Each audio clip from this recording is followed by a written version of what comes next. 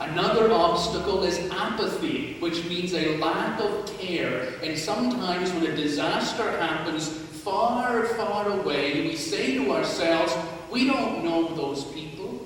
They are not related to us. They are not the same as us. Their death and their pain does not directly affect my life. How can I have care? That is apathy. But we know that God has said to us, never have that sort of apathy which says those people are not related to me. Remember those words in Matthew 25 and at verse 40 where Jesus said, "For as much as you have done it unto the least of these sisters and brothers of mine, you have done it for me." Who is suffering? Who is broken? Who is grieving? Who is hungry in Haiti today? But Christ himself, who lives in every little child who has lost their parents, and who lives in every parent grieving the death of their child, and who is in every brother and sister grieving a loved one. Who is suffering? Our Savior, our best friend, our brother, Christ. And so we cannot be stopped by the obstacle of apathy. Sometimes discouragement becomes an obstacle to us, why we say we are weak and frail people, we do not have the courage, we do not have the strength, we are too ordinary to help, and yet again Jesus has shown us that ordinary people with no particular gifts or talents are going to change and save the whole world. At Matthew 4, in the 18th verse, we see those wonderful words. As Jesus walked by the shore of the Sea of Galilee, he saw two fishermen, brothers, James and John, fishing with their father Zebedee. And he said to them, "Come unto me, and I will make you fishers of men." And at once they dropped their nets, and they followed him. And from that moment forward, we saw how ordinary people, weak and frail, common people, called together by Jesus and empowered by him, would change the destiny of humankind in ways that we cannot ever measure. You are like those fishermen, ordinary people, but in the hand of God and with the Spirit of Christ within you, you become extraordinary, and there is no problem you cannot overcome. Another obstacle is the fear of the future. We say, I don't want to give away too much of what I have. If I do, there might come a future time when I don't have enough to care for myself. We're afraid of the future. And so we try to hoard for ourselves and keep things for ourselves to ensure our future. We don't want to give away. But again, Christ has an answer for that. In the 12th chapter of Luke, in the 22nd verse, we begin to read where Jesus says, "Why do you worry about tomorrow? Let each day's worries be enough for that day. Look at the birds of the air. They do not sow or reap or gather up their harvest in barns, yet God cares for them. Aren't you worth much more than the birds?" And I know there is a simplistic naivety to that saying, and yet there is power behind it. It is the voice of the Creator of the universe saying to us, don't worry. If you fear the future, you will destroy your own present.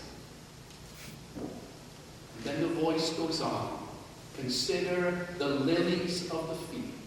They toil not, neither do they sow, and yet Solomon, in all of his glory, was not arrayed as beautifully as one of these. And if you could have seen Solomon in his kingly robes of gold with gold thread and blue and purple draped over him, and then heard the voice of Christ saying, "He is not as beautiful as one dandelion. you would understand where your future is.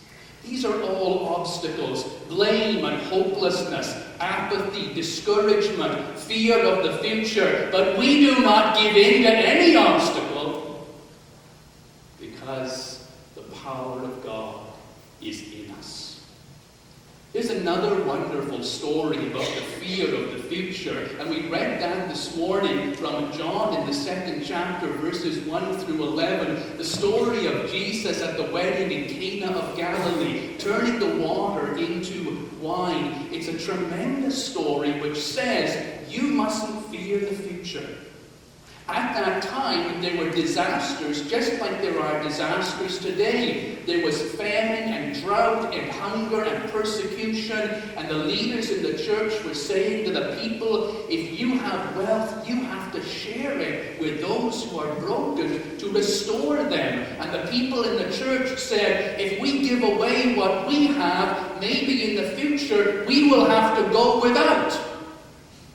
They were afraid of their future. And so God offered them this story of the wedding in Cana of Galilee, where the very thing that they were afraid of actually happened. They ran out. They ran out of the wine. And to run out of wine at a wedding of that nature would have been the absolute worst thing, because the wine was the symbol of the relationship between the bride and the groom. We are all familiar with the words where Jesus says, I am going now, but if I go, I shall return again and bring you unto myself. Those are the words that the young man would speak to the bride as he was proposing to her. And when he did that, he would hand her a cup of wine, and if she drank from his cup, it was her way of saying yes to his marriage proposal. And then he would say, I am going now, but if I go, I shall return again. And where he was going was to his father's home to start building a new house for him and his new family. The wine is the symbol of the richness of the relationship between bride and groom, or for us, the relationship between us and God. So if that runs out, we are truly finished. So you can understand how at this wedding in the little town of Cana, when the wine ran out, Jesus' mother goes to Jesus and says, the wine has run out. Now we have all kinds of theological reasons why Mary went to Jesus. I think there's a more practical reason. I suspect that it was a very small wedding, and Jesus and his disciples were only invited as an afterthought.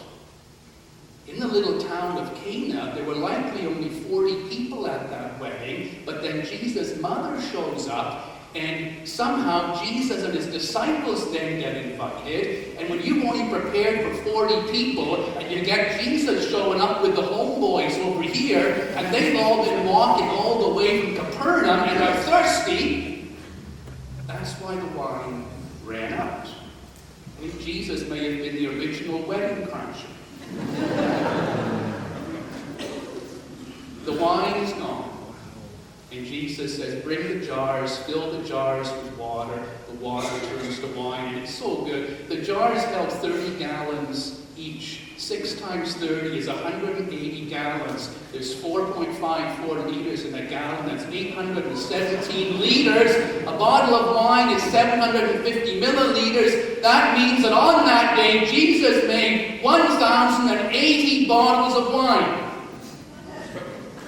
for 50 people. See the story, and the storyteller is saying, hey, you people who thought you were going to run out. Do you understand? Is 20 bottles per person enough?